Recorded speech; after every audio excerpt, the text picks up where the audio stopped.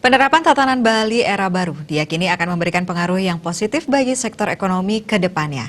Tatanan Bali era baru juga akan memberikan peluang bangkitnya usaha menengah kecil mikro atau UMKM. Namun kondisinya belum segera kembali normal karena aktivitas usaha secara umum masih memerlukan penyesuaian.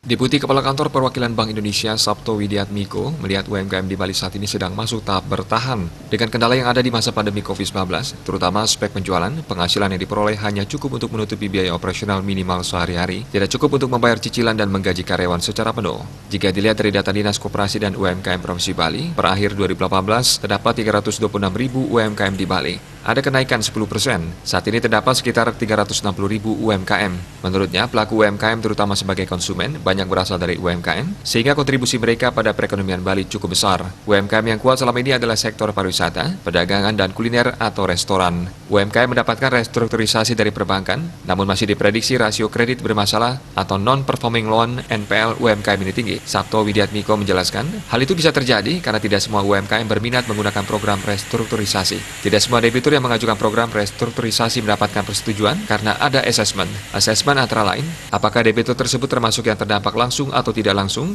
karena sudah mengalami masalah sebelum terjadinya masa pandemi COVID-19 dan juga historis pembayaran pokok bunga. Tentang program restrukturisasi, dilihat prinsipnya saja bahwa pinjaman harus dibayar kembali. Jika ada pihak yang membantu meringankan proses pembayarannya, sebaiknya diterima dengan senang hati. Suardika Bisnis Bali melaporkan.